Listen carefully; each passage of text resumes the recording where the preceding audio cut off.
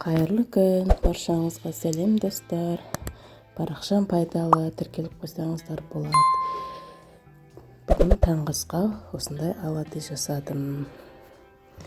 Оған керекті қажетті заттар: дүкен айраны, ұн, 2 жұмыртқа, тұз, ас содасы, қант.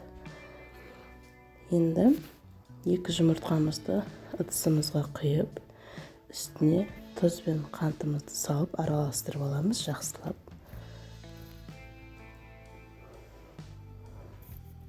Тұзды қалауыңызға қарай, өзіңіздің дәміңізге қарай көріп отырып салсаңыз болады.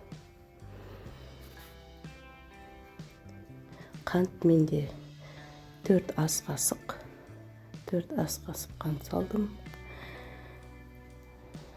Ол да өз қалауыңызға қарай, егер тәтті қылып келсе, қантты көбірек салсаңыз болады.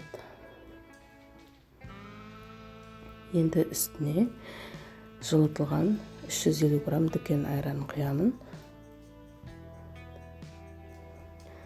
Оны да араластырып алып, үстіне енді електен өткізілген ұнымызды бөліп салып отырамыз. Мен 3 бөліп салдым.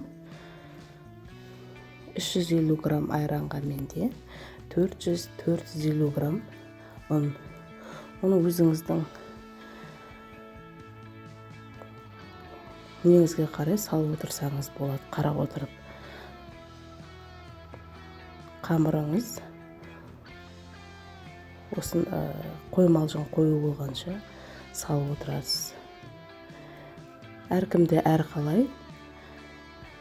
Біреуге 400 грамм кетеді, біреуге 500 грамм кетеді.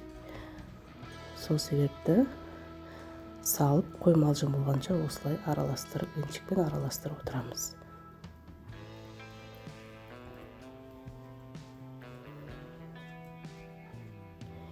Енді үстіне ас содасын салып, осында міне қоймалжың қою болып шығады. Енді осының үстіне ас содасын салып, кішкене 5 минутқа қойып қоямыз.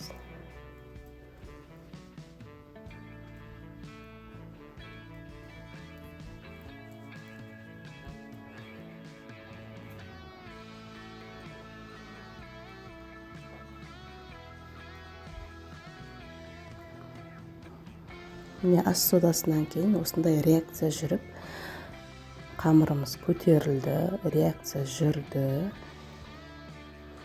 Енді қазір табамызды қыздырып пісіріп аламыз. Осындай ас қасықпен өзіңіздің қалаған формаңызға қарай салып отырсаңыз болады, құйып пісірсеңіз.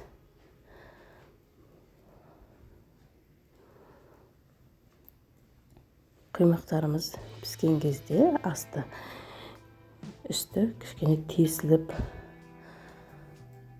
сондай реакция болады. Мені үсті жайменен видеода қарап отырсаңыз, енді аударамыз осылай.